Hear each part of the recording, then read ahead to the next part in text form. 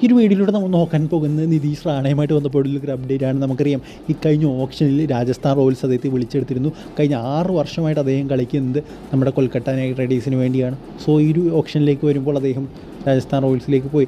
എന്തായാലും അദ്ദേഹത്തിൻ്റെ വൈഫ് ഒരു സോഷ്യൽ മീഡിയ പോസ്റ്റ് പങ്കിട്ടിരുന്നു. അതാണ് ഇപ്പോൾ ഏറ്റവും കൂടുതൽ വൈറലായി പോയിക്കൊണ്ടിരിക്കുന്നത്. അവരുടെ പോസ്റ്റിങ്ങിനായിരുന്നു ലോയൽറ്റി ഈസ് വെരി എക്സ്പെൻസീവ് എന്ന്. സോ എന്തായാലും ഉറപ്പായിട്ടും ഇതിലൂടെ നമുക്ക് മനസ്സിലാക്കാൻ സാധിക്കുന്ന ഒരു കാര്യമെന്ന് പറയുന്നത് അതായത് KKR നിതീഷ് റാണയെ വിട്ട് കളഞ്ഞതിൽ നിതീഷ് റാണയുടെ വൈഫിന് വളരെയധികം അതൃപ്തിയുണ്ട്. അതുപോലെ തന്നെ രണ്ടുപേരും ഇപ്പോൾ നിതീഷ് റാണയാണെങ്കിലും അദ്ദേഹത്തിൻ്റെ വൈഫാണെങ്കിലും KKRനെ നമ്മുടെ ഒഫീഷ്യൽ ഇൻസ്റ്റാഗ്രാം പേജിൽ നിന്ന് അൺഫോളോ ചെയ്യുക കൂടി ചെയ്തിട്ടുണ്ട്. എന്തായാലും ഉറപ്പായിട്ടും ഇതിനുള്ള കാരണം നമുക്കറിയാം. വെങ്കടേഷ് അയ്യറിന് 23 കോടി വരെ നമ്മുടെ KKR വിളിച്ചെടുത്തു എന്നാണ് പറയാം. പക്ഷേ നിതീഷ് റാണയുടെ കാര്യം നോക്കുകയാണെങ്കിൽ അദ്ദേഹത്തിന് അത്രത്തോളം അവർ ചെയ്തിട്ടില്ല.